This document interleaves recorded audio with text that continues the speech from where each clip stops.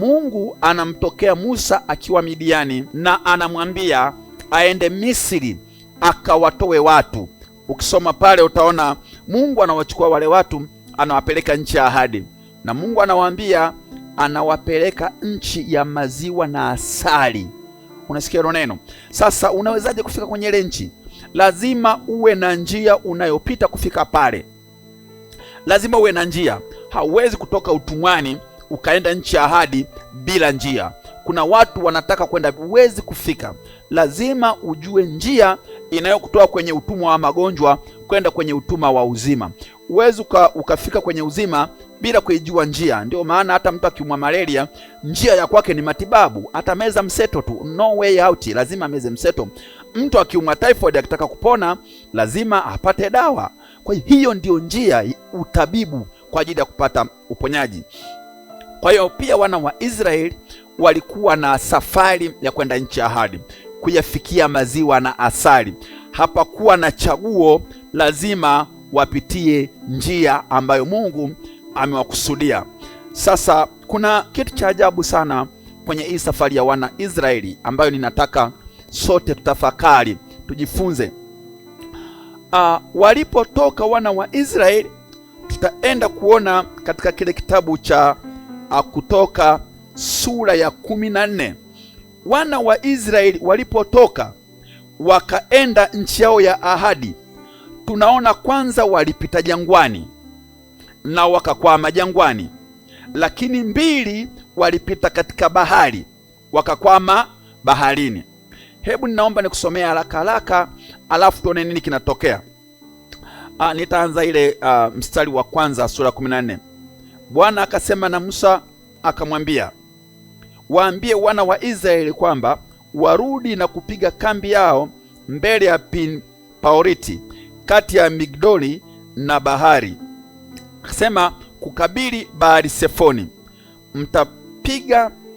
Mtapanga mbele yake karibu na bahari. Mstari wa 3.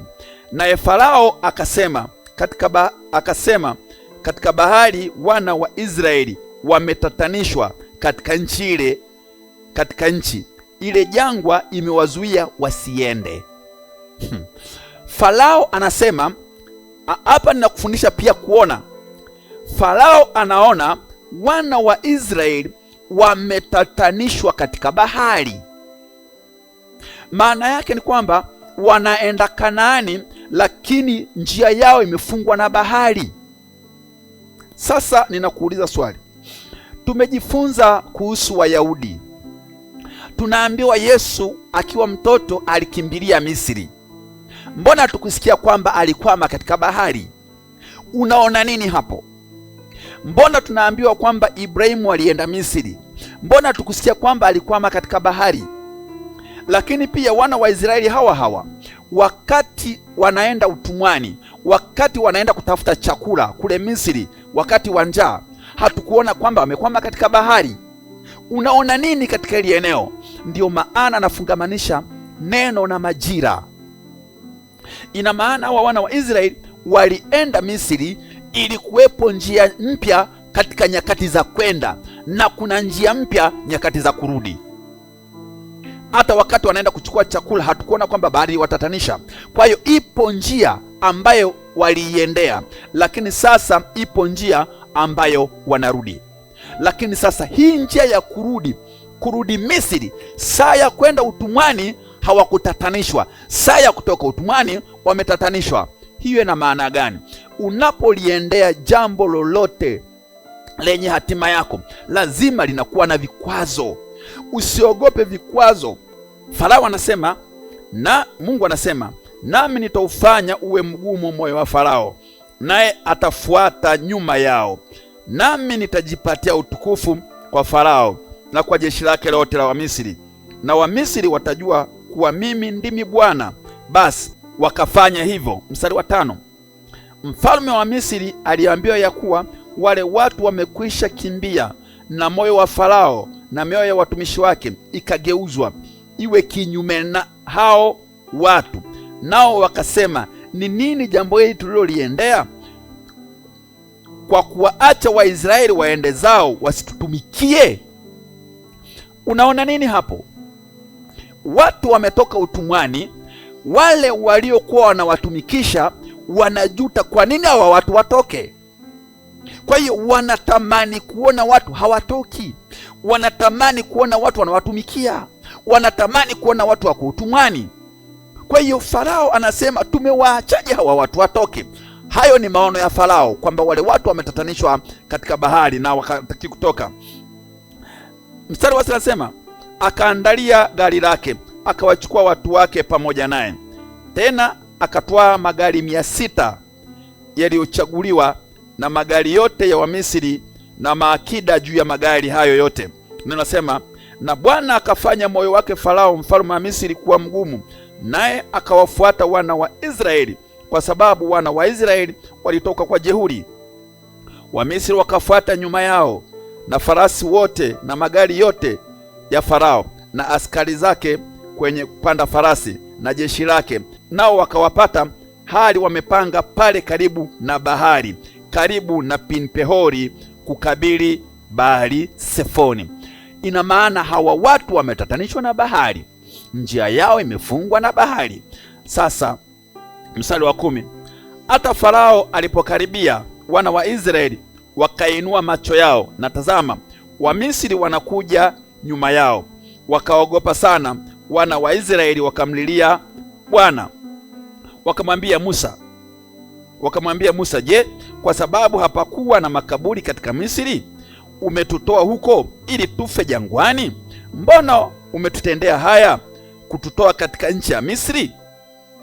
Neno hili silo tulilokuambia huko Misri, tukisema tuache tukawatumikie wa Misri, maana ni afadhali kuwatumikia wa Misri kuliko kufa jangwani. Hapo pia kuna kitu cha kuona, yaani kuna watu wanalaumu anayewatoa. Hii ina maana gani? Unaweza kuona wakati watu wanatoka, lakini kuna watu wanatamani kubaki utumwani. Hii nayo ni kitu cha kuona. Ndio maana nikasema kila mtu ana njia yake. Watu wanatoka, lakini watu wanasema heri wangebaki Misri. Watu wanatamani kubaki Misri, maono yao bora wabaki utumwani.